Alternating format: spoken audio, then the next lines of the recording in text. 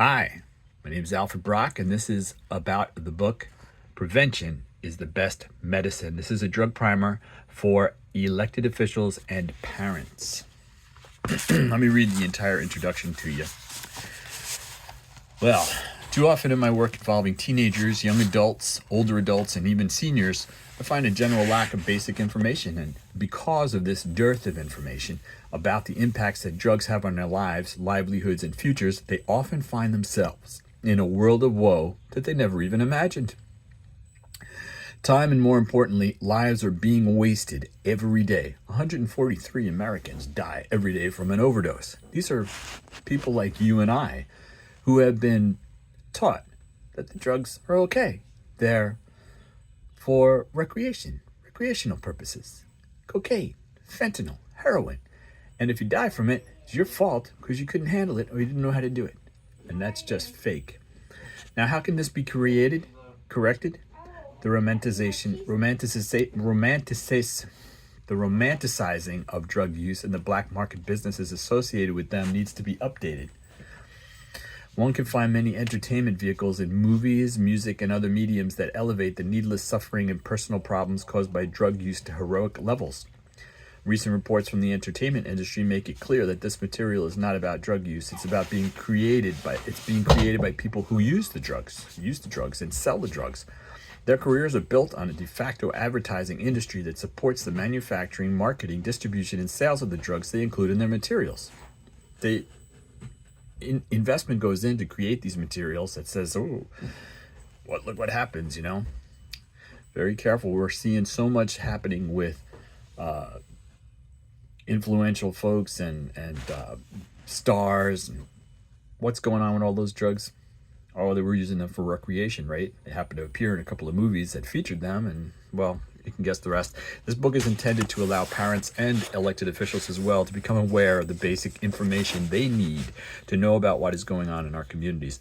It is important for parents because even when skills may be experiencing high levels of drug use and all the problems associated with drug use, overdose, murder, criminal activity, the information may never reach the parents. They may not tell you about it. They got little windows on it. This is unfortunate for the children forced to attend the schools, especially those who have nothing to do with this at all. They're drawn along through it.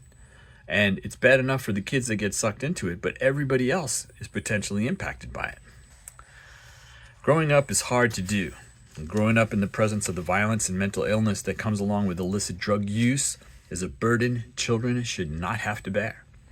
Elected officials should be aware of these drugs so they can be prepared to listen to and work with concerned parents and children in their sphere of influence.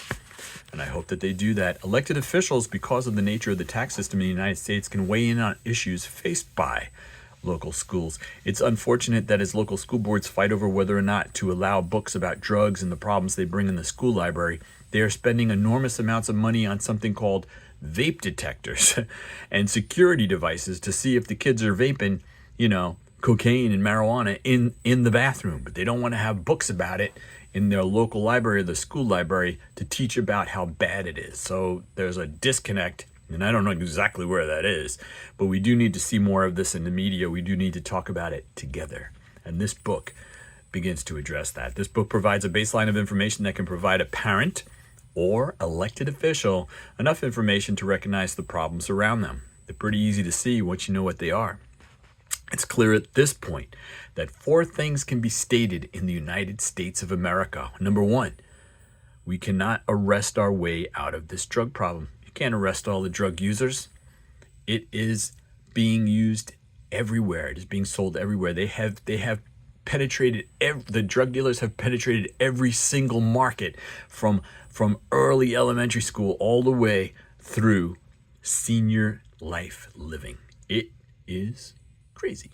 Number 2, children and adolescents shouldn't use drugs ever. There's just nothing about having, going through a phase or becoming an adult or having these experiences and setting them aside, because a lot of these things, if you have 1 or 2 experiences, you are addicted. So it's not, you're addicted, it's not because you're weak. These are physical, chemical changes that take place in the body caused by these chemicals, and they're being actively marketed to children, to your children, to children you know, to children in your neighborhood, to children in your environment all around you. And they should never, ever be able to even see it. Number 3, taking drugs is not a recreational activity. If you're taking drugs, you're taking drugs. That's not recreation. Recreation is going out and enjoying yourself, even if you're in a wheelchair and you're rolling yourself around, or you're walking outside, or you're skiing, or you're running around, or something like that. Recreation is reading.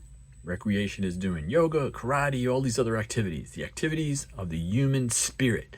Taking a drug, putting a chemical in your body, is not a recreational activity. 4, prevention is successful and necessary.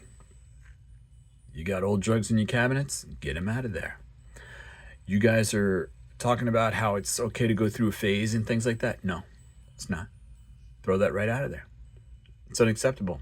Drug use, unacceptable. Prevention is successful and necessary. I hope you take an opportunity to read through this book. It's a starter. Prevention is the best medicine. Look, it's not even that thick. Gets right to the point. You can find it on Amazon and pick it up on Kindle. Thank you very much.